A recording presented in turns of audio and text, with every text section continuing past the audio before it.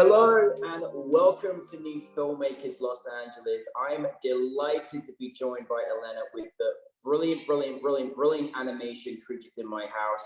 Ilena, it's so good to see you. So good to see you. Yes, I put some of it behind me, so. It's brilliant. But for those that haven't seen it, let's take a look at a clip.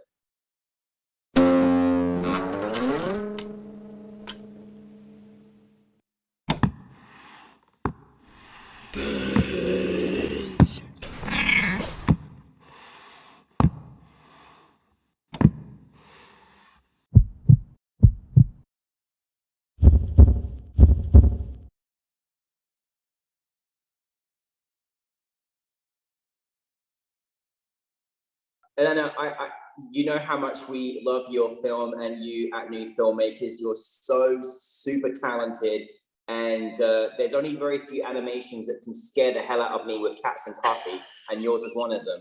Those that haven't seen your film, tell us a brief synopsis. Sure. So my film is a stop motion animated film. It's about waking up in suburbia in a household where things are not quite right. And my film really pays homage to some of the monster and classic films I grew up on as a child. And it's sort of my take, a colorful mashup of both film noir and German expressionism. I personally am a big fan of German film and film noir, so you're right up my street. It was really interesting, just the intricacies, and I could feel those energies and those genres in the film as well. I love that you kind of mentioned about the inspirations, about where you kind of got it from, what you wanted to incorporate. But I'm kind of curious, like how does it work for you as an animator to sort of really begin the idea of creating this world, you know, and what parts of it did you take from it to kind of put into the finer details, you know, including characters, et cetera, et cetera? Yeah, so it really stemmed from actually Jason and the Argonauts. I saw that movie as a child, and those skeletons, you know, just the way they come to life. And it was basically sort of my imagination and a joke about my husband waking up in the morning. And I really wanted to sort of have this alternate reality take on, you know, what it's like to wake up in our house and what we are really like, and maybe what we don't realize we're like. And, you know, the characters are really from my cats, my husband, myself. And so it's really a take on that. Oh, I love that. I mean, I've got cats and a husband, so I mean, you know, I think it's brilliant that you turned it into an animation. Well, as you can see behind you, there is the beautiful set. I can't stop staring at it because it you know, stop motion is such an art form, so wonderful. How long was this process in you creating this world, and kind of what was some of the kind of tougher, most difficult parts, you know, when you're creating this particular stop motion animation? So this film actually took me over a 5-year period, 3 years if I condensed it, full of work.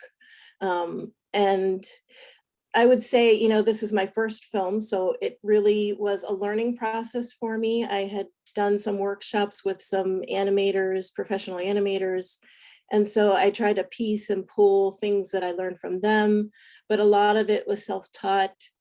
And so the most difficult part, I think, was really, you know, visualizing something and then building that whole world and making that come to life. The puppets, you know, they looked great at first, but then to actually animate them the way that I wanted to, some of them had to be rebuilt. So, you know, the reality of stop motion is so physical. And I love that part because I have a sculptor background. So that's actually part of what intrigues me about stop motion. But to make those things move the way you want them to move is really, I think, I found to be the most difficult part. What's fascinating to me, Ilena, is like, you know, you come from a sculpture background, and then all of a sudden your art is moving. I know. what is that feeling like? I mean, honestly, I think it's so fantastic when an artist, sort of switches into this stop motion genre. And how was that experience for you? Because I'm sure you've never seen your sculptures move before in this way. It's funny that you say that, because when I do sculpture, I sort of think of time stopped. And so this was sort of the opposite of that. And it was really interesting in the fact that, when you make a sculpture, you make that object, but then to actually physically make it move, it becomes this whole other, for me, in some ways, the filmmaking process had so many mind-blowing moments for me. And that definitely was one of them. And it truly, when, you see them animated, for me, is absolutely magical. I absolutely loved it. It's so magical. I can't believe the world of Tickerson is right behind you, and it's not as big as what it looks on camera. It's so fascinating to me. Like going into making your first film, and for anybody out there that wants to sort of delve into this particular genre, which requires a lot of patience and detail, is there kind of any advice that you would share from your experience making this the first time? I would say, there are resources online. I did take a class with the Kyoto brothers that is still available online, and it's fantastic. It made, for me, someone who had always been a fan of stop motion, accessible to me. And so I would say there are resources, if you don't know how to do things, that you can pull upon to start. And I would say also that you really should just take the first steps, make something with your phone. There are simple softwares that you can use now that are accessible for people to really make, to get their feet wet in stop motion animation. What has it been like for you, like taking this film on a festival run? I know it's obviously a very kind of different kind of run this time, but what's the feeling been like, and what's the reaction been like from people that you shared it with?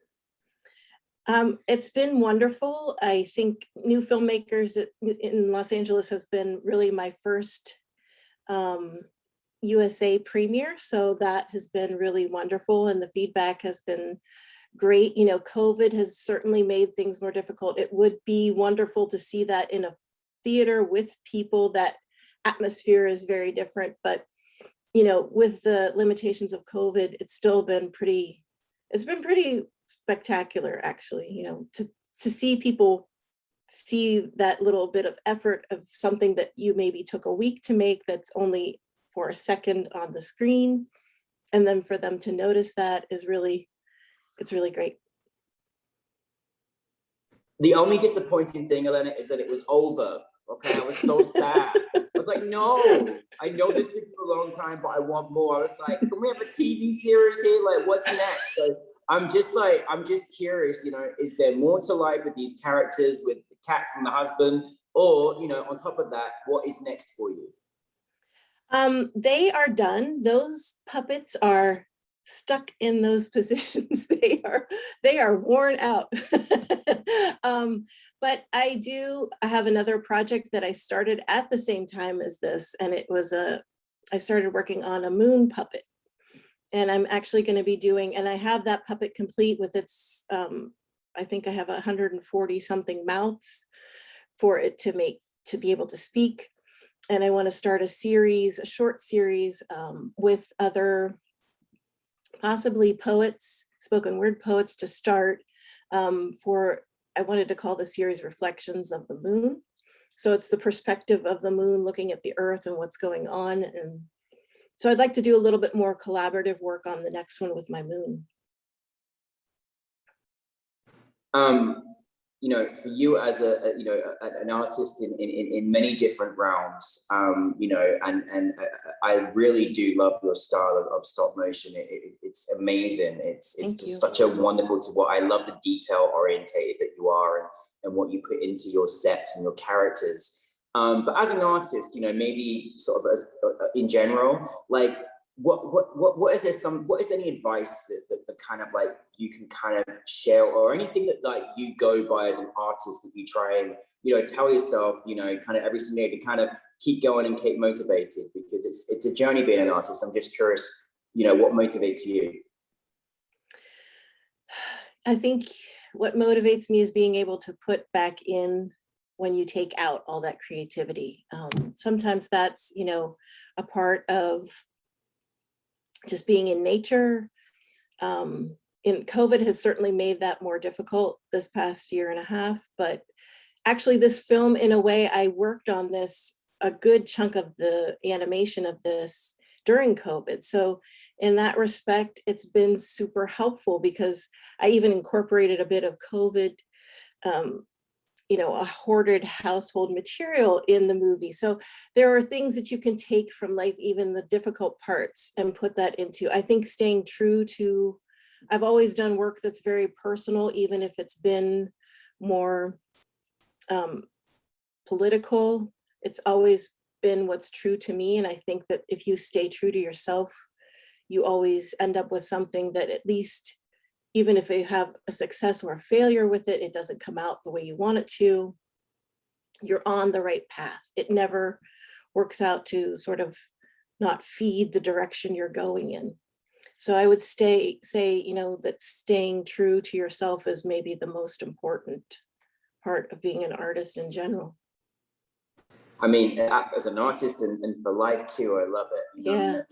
that really is true. Well, I'm like, we're obsessed with your work. I know it's only your first film, but the only thing we can keep saying is, please keep making more movies for us, please. We beg you, because you know it really is, you know, a wonderful thing when you can take us into a world like the way that you did in Creatures in My House. So a big thank you to Cat Inspiration's husband and everyone that was part of making this process, and well done on making, you know, your first film. And thanks so much to Creatures in My House. We're looking forward to seeing much more of your work. So thank you very much, Ilena. Thank you so much, Danny.